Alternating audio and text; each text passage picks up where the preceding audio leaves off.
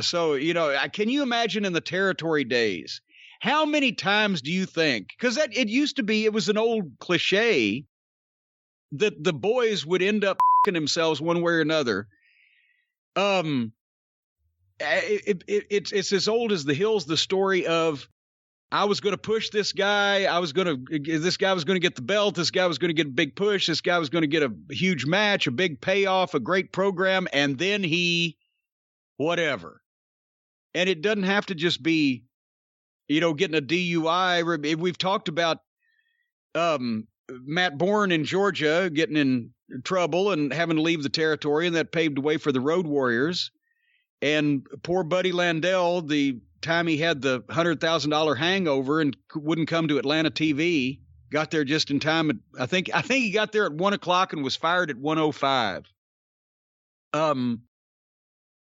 Other guys there's always been some type of issue where somebody was about to do something or could have done something good and they got in their own way. But remember, what was the story? Wahoo Mcdaniel was going to be, they brought him into the WWF. This was back in the, mid-late 60s. And he played for for New Jets. York, for the Jets. So they were going to make him the Indian star. And who did he get? Did he get in an argument with like Phil Zacco in Baltimore over a payoff for his first week? I don't know if it was the first week, because I think he was there a little bit longer than that, but he got into a fight with Phil Zacco, and the end result was Wahoo never came back, and they took another Italian guy and just made him an Indian. And that's Chief J Strongbow. That's why Chief J Strongbow was in the WWF for all those years, because they said we're never bringing Wahoo back. But we want an Indian, because Vince Sr. wanted an Indian, so they made an Italian guy an Indian. And there you go. I had two of them. You reminded me of one of them earlier in Smoky Mountain Wrestling. Conan Chris Walker. And it wasn't as egregious as the other one I'm going to mention, because Vince had already seen him, and for some reason or whatever, but he was living in Georgia, and he looked like he looked like Tarzan come to life. And I thought, okay, I think it was at the Night of Legends that weekend. He's going to make a big debut, and I'm going to put him in a program with Dirty White Boy for the Smoky Mountain title. Because Jake had just walked out. I'm like, okay, I need a heel quick, this fucking guy. And I think he was booked 3 days that weekend. I think he missed the first one, made the second one, and missed the third one, and I never saw him again. He made Knoxville. He missed Johnson City the next day. That's what it was. Okay, because you were there. Yeah. He made Knoxville. He missed Johnson City. Then didn't he make TV? No. You did a vignette with him beforehand on TV. Say again now? You did a vignette with him beforehand that aired on TV. It was a locker room promo that was shot on VHS. I think because it was a last-minute thing. And you did commentary over, I think, him attacking Dirty White Boy. That's right. Oh, God. Well, anyway, I don't even remember, honestly, why he never came back. I don't know if he ever told me. I don't know if anybody ever saw him again.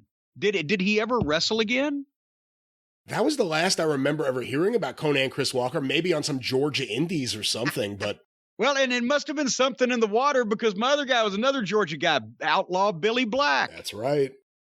Billy Black and Joel Deaton, and you know your 90s All Japan, back when All Japan was a major company. Billy Black and Joel Deaton both lived in Georgia, and they were a team, the Wild Bunch, right? Outlaw Joel Deaton and Bad Boy Billy Black is what it was. And I had seen those tapes, and they lived in Georgia, and they both could work. But I was intrigued with Billy Black because Joel Deaton had spent so many years doing jobs on Crockett TV that I was like, I don't really need a team. And Joel Deaton, he's fine for Japan because they didn't see Crockett's TV, but everybody around here has seen him get shit kicked out of him. I brought Billy Black in as a single. He only lived in South Georgia, so it wasn't that far. He had never been, to my knowledge, on television in the United States, but he's got a top recurring spot with Baba. And I said, look, how about come up and you can work the weekends on your time that you're not in Japan as a single, made him a heel, and brought him in and put him on.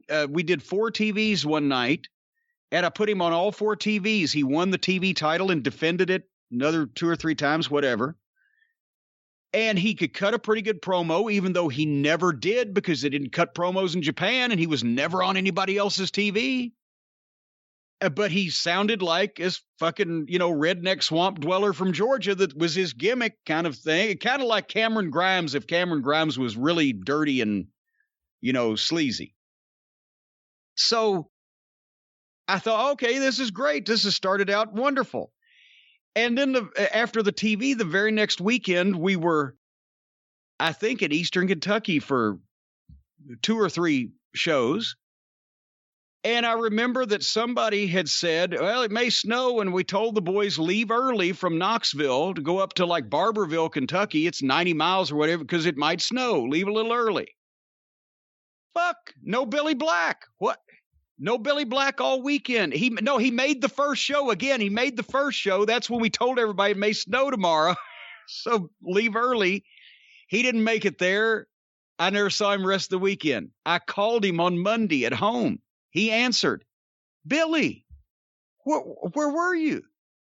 Well, I'm a Southern boy, and I don't like that snow. And you said it was going to snow, and I didn't want to get stuck up in those hills. I said, Billy, it snowed 2 inches. The town's fucking 20 miles from the interstate. I said, just leave early. Said, thanks. Appreciate you coming. Nice knowing you. And then when I told the story to the boys, because I had to tell that story, right? He was scared of 2 inches of snow. He didn't come. He didn't even finish the weekend. He was already up there. I think he got a draw that night, or elsewise he wouldn't have got paid. So I told the story to all the boys, and by the time it filtered out to the dirt sheet writers, they had said that Billy Black had left the territory because he was scared of Al Snow. So Al Snow got a reputation as a fucking shooter for scaring Billy Black out of Smoky Mountain Wrestling. Al had just got there, but apparently they couldn't reconcile in their heads a grown man being scared of 2 inches of snow, so he was scared of Al Snow. Who else has fucked up a real good spot in history? Stomper, Mongolian Stomper, Archie he would every once in a while, he would just get the idea that the promoter was screwing him or somebody had disrespected him, and he'd just leave. Didn't he strand J.J. Dillon in Texas like that? I believe so. And actually, in 1982 in Mid-South, they built him up for a few weeks showing videos. He debuted at one TV taping and never came back. And obviously that wasn't in the plans. They had a long-term program they were going to do with him. Never returned. Just gone. And the thing is, he wouldn't tell you. He wouldn't tell you he was me. It would be something that and I loved Archie, and he was great with me, and he lived in Knoxville at that point and made shots for us, and I loved his match. I was a huge fan when I was a kid. But from talking to JJ, like I said, and some other people, he would take offense at something, and instead of bringing it up even, he would just say, well, they're against me, and he would pack his shit and leave. And he had called JJ and said, hey, I got a good spot in Dallas. I need a manager. Will you come down and manage me? Okay. And JJ had been there like 2 weeks. And he shows up to town one day and Archie's gone. They never saw Archie again. He wasn't happy with it. I don't know what's true and what isn't, because for the last 25 years, I've heard so many different versions of this. But there was always a story that the reason Honky Tonk Man got the Intercontinental title was because Butch Reed no-showed the taping. Although, I don't know how true that is, because there are photos of Honky celebrating in the locker room, and there's Butch Reed. But that was always a story that Butch Reed somehow messed up an Intercontinental title run in WWF. Well, I don't know if it was the same. I don't know if he didn't show up for the match where he was supposed to win the title, or he had no-showed some shit right before they were going to put it on him and they changed their mind. It could go either way. But that's the thing, is you never knew, and especially in the territories when there was infinite places to go and work if you wanted to, and if you were any good, and that there were no contracts, so you were only committed by your word on either side. well, like Terry's sick horse or whatever. That's a case of a guy already being established and being a top guy and not wanting to do what somebody wanted them to do because they shouldn't do it for them. But there was also instances in a lot of cases of young guys that were going to get a break that, for whatever reason. And with Billy Black, did he ever... He and Joel went to Japan for another year or two, but then they were out of there. Did we ever hear anything of Billy Black ever again in the wrestling business? I think he did some shots for ECW and some small shows like, again, in Georgia. But other than that, I don't think he did too much, at least past the mid to late 90s.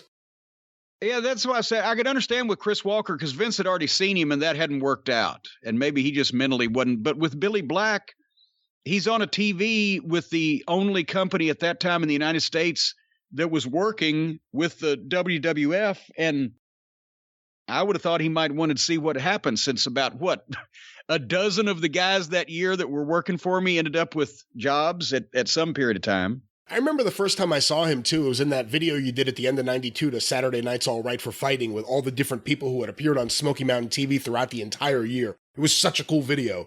And that was the first time I had ever seen the Wild Bunch. And I'd seen guys do high-flying things, but you never see, like, Southern guys. Yeah. Just guys who look like regular Southern guys with mustaches doing these kind of things. And you had that one clip, I think it was Billy Black doing the what's it called? The Muda handspring backwards thing into the corner, and then Joel Deaton running with the clothesline. It looks so cool. Yeah, it was. As a matter of fact, you reminded me of that. They came in 92 and did my tag team tournament when I needed multiple teams, and that was some television stuff. And then that's when I brought Billy back at the first part of 95. That's when Al Snow had come in, and Billy got scared of snow. It must have been March, because Al came in February, and it wouldn't have snowed after March.